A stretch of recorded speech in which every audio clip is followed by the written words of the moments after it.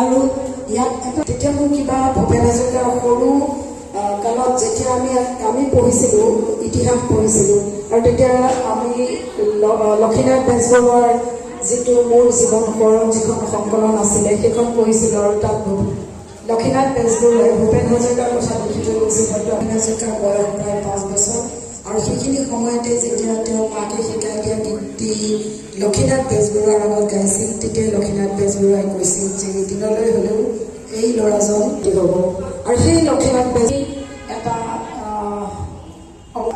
মানে তেনেকুৱা যে এটা ডাঙৰ কিবা এটা হৈ গ'ল, ঠিক তেনেধৰণে সেই আশা কৰি আৰু তেনেধৰণে তেওঁলোকৰ ভৱিষ্যত আশা কৰি ক্ষমাপ্ৰাৰ্থী আৰু সকলোকে পুনৰবাৰ ধন্যবাদ আৰু কৃতজ্ঞতা জনাইছোঁ। ধন্যবাদ জানিছোঁ। ভাৰতৰ বিভিন্ন প্ৰান্তলৈ গৈ তেখেতে যোগাসনৰ জাজ হিচাপে যোগদান কৰে। গতিকে আজি এই শুভক্ষণত ছাৰ বাইদেউক ধন্যবাদ জনাইছোঁ আৰু তেখেতসকলক আসন গ্ৰহণ কৰি অনুষ্ঠান উপভোগ কৰিবলৈ জনাইছোঁ। ধন্যবাদ। নমস্কাৰ।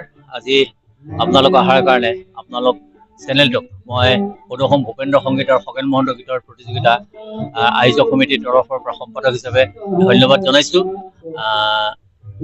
যোৱা 13টা বৰ্ষৰ এটা সফল সমাপ্তি বুলি আমি ক'ব লাগিব। এইবাৰ 14 বছৰত ভৰি দিলে আৰু ৰাতিপুৱাৰ পৰা আমাৰ সুন্দৰভাৱে অনুষ্ঠানকেইটা হৈ গৈছে। ৰাতিপুৱা পতাকা উত্তোলন আৰু উদ্বোধনী অনুষ্ঠান ইতিমধ্যে সম্পন্ন হৈছে আৰু অসমৰ বিভিন্ন প্ৰান্তৰ পৰা অহা প্ৰতিযোগীসকলে 11:30 বজাৰ পৰা গীত পৰিৱেশন কৰি আছে আৰু ইতিমধ্যে গীত প্ৰতিযোগিতাখনি সম্পূৰ্ণ চলি আছে। ভূপেন্দ্ৰ সংগীত প্ৰতিযোগিতাত ক আৰু খ শাখা, 14 বছৰলৈ ক শাখা আৰু 14 বছৰ ওপৰখিনি খ শাখা।